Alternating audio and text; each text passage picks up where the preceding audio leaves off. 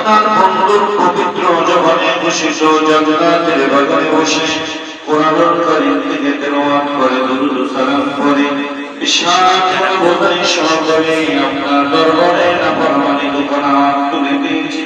মেহেরবানি করে আমাদের জীবনের সকল গুনাহগুলো মাফ করে দাও।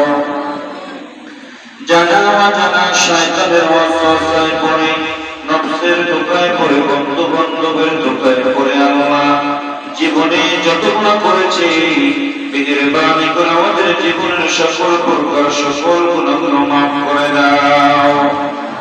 আয় আল্লাহ তাআলা দুরূদ কিয়াম এনার যত সওয়াব হয়েছে কোরআনুল কারীমে যত সওয়াব হয়েছে উঠি উঠি বলে বৃদ্ধি করিয়া সাইয়েদনা আদম আলাইহিস সালাম থেকে আজ পর্যন্ত যত আউলিয়া কিরাম সাহাবায়ে কিরাম শুহাদায়ে কিরাম যারা কবরস্থ সকলের কবরে তোমার আমাদের শেষ করেছে 30 বার কোরআন শরীফ মুখস্থ করেছে আল্লাহ হক্কানি হাফেজ আলেম হিসেবে আল্লাহ তুমি কবুল করে নাও। দিনের দায়ী আল্লাহ হিসেবে তুমি কবুল ও মঞ্জুর করে নাও।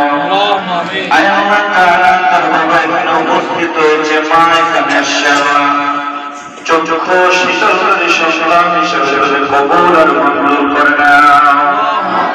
আল্লাহ যতগুলো ছাত্র এখানে উপস্থিত আছে আল্লাহ সকল বাবার দিলের তাওয়াক্কুল তুমি কবুল আর মঞ্জুর করে নাও। তারা সামনের দিকে একটু শেষ করবে আল্লাহ সকলকে তুমি কবুল আর মঞ্জুর করে নাও।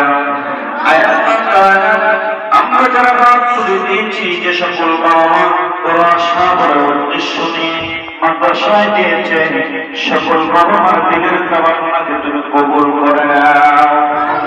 আয় আল্লাহ তাআলা এই প্রতিষ্ঠানকে মসজিদে নববী তুমি কবুল করে নাও।